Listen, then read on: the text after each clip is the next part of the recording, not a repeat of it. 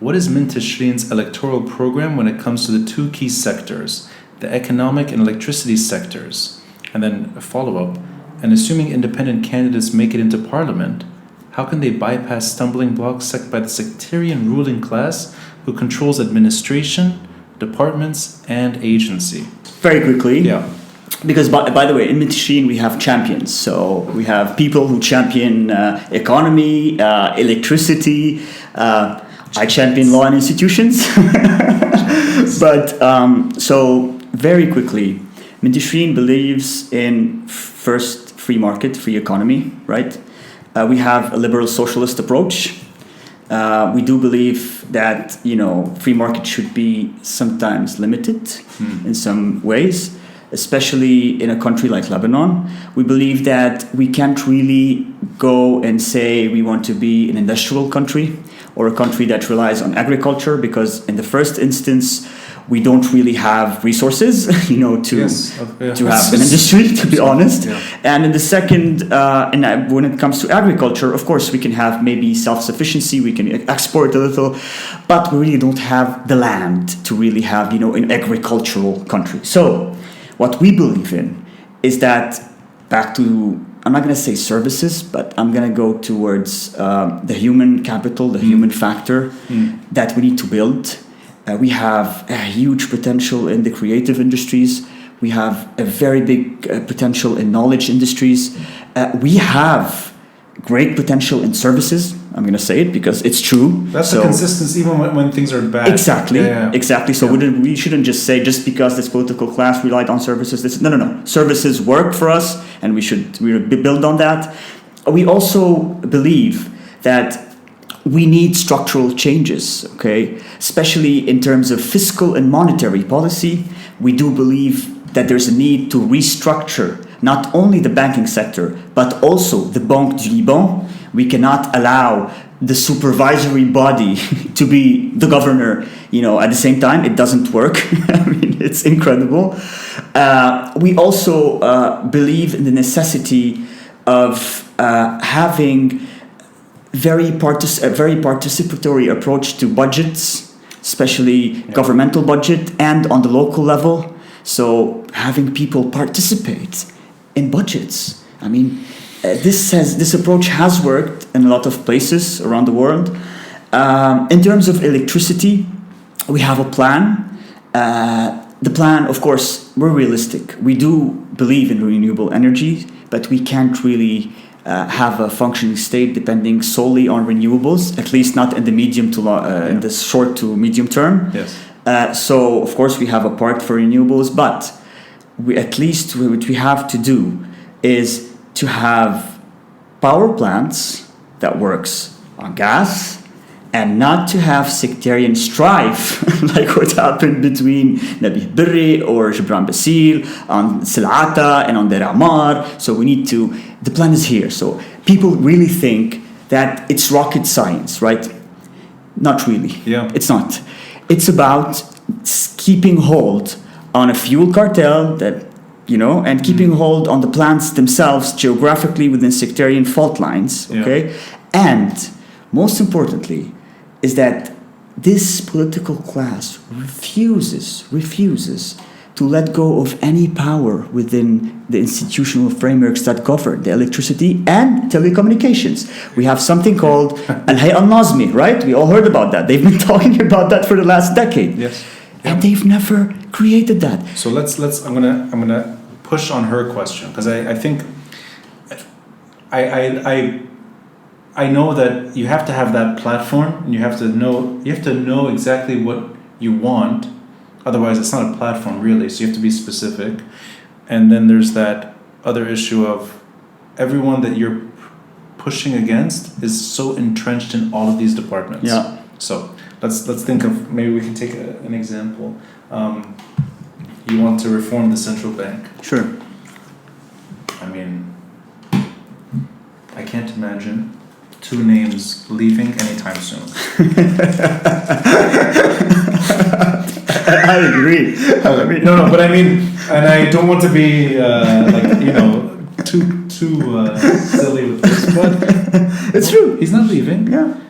And honestly, I don't think. I mean, Yusuf Khalil is the current Minister of Finance. Sure. He's also, decades involved in, maybe not decades, but he's been involved for a long time. Mm-hmm. And I think that kind of person is probably going to stick around. I agree. And I think Riyad Salameh still has a few more years in him. Unless there's something that he'll be removed, but it doesn't seem like it's going to happen. Yeah. So when you are in Parliament, or if you're influencing decisions within Parliament, I think that's the ethos of the question really, is that they're still running every administration. And that's one example only. The power plants is something that's in desperate need of reform. I mean, we've seen what they've done to the power sector. Yeah. And they're still there. Mm-hmm. Telecoms is what people tried to reform in 2008. Mm-hmm. And then May 2008 happened. Exactly. Imagine. I'm serious. So, I mean, these three are simple examples, but then what capacity would you have other than speaking the truth against the usual suspects? Is there much you can do in terms of administration? Because I don't know what that would be in power, in Parliament. So, what in Minteshreen we call these the sabotage tools. Okay. Okay. This is what we call them. Yeah. I'm very serious. Yeah. So we have institutional sabotage, right? Let's start with the Parliament. You have the committees, right? Yes. This is like the biggest sabotage tool. Yeah. And we know it's everywhere in the world. Yes. Yeah. But, I mean, you don't leave a very important law for 12 years in a committee, right? Mm-hmm. You have, in the Parliament, under sabotage tool, I'm going to give quick examples. Article 34 of the internal regulation of the Parliament, where everything is secret within committees, and you can't know how they deliberate, while we put CNN and we see the Congress, having open hearings, and everyone can know what's going on. Going to the executive branch, you have something called the executory decrees. Okay, so even if we have a law passed, right? Yeah. They can always sabotage it in the executive branch.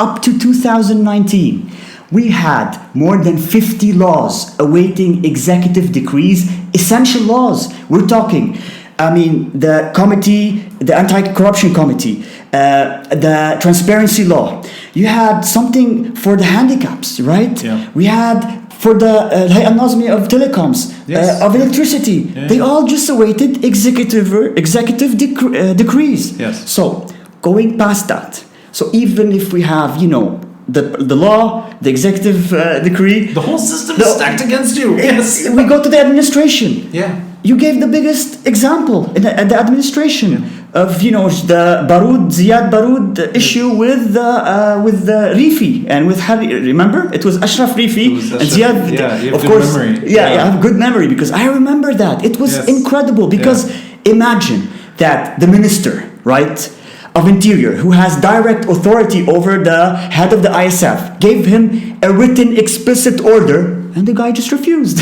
Right? He refused. Other than that, the justice system, let's say we want to go to the justice system.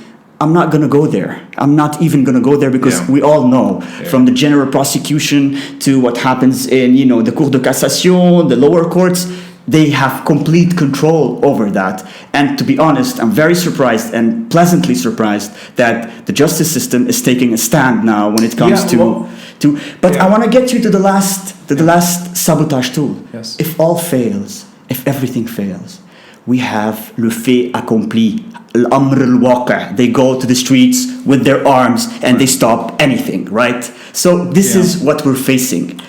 It's multi-layered, and they have what we call the WMDs at the end, which are the militias, right? We've seen Sab'a Ayyar, we've seen now a couple of days ago, but guys, it's not just Hezbollah, because we've talked about, what happened with Ashraf Rifi. And there are, other things we need to remember in the last couple of months. Going into Hamra, seeing the SSNP with their arms. Are they sending a message to Israel? Or are they sending a message to us, right? That we're here, we're there. Look at the military exercises that Amal did in the south. Yes. It was a month ago. Was it against Israel? It's not. going even further than that. Here in Jemaizi, in Mar Mikhail, look at the paramilitary, parade of the LF. Yeah. I mean, is this against Hezbollah? I don't know. I really don't believe so. We have to remember that at the end, these are sectarian militias that have multiple tools, but most importantly, they have le fait accompli. They can just call their people, their armed people, to go on the streets and tell us, well, you have the law, the executive, you have the administration, you have the justice system with you. Hey, guess what? It's not going to happen. So it's a matter of principally standing for the right thing against this machine from within the machine. Yes, and just to answer the question. Yes. What we believe in is if we have a block in parliament, okay? Yeah. And we know that we might not have the law passed. And we know that even if it's passed, they're going to sabotage it. But at least we will show the public opinion. Right. For once, how it's done, what they're doing, and who's stopping reform, who's stopping change. And we will build on that.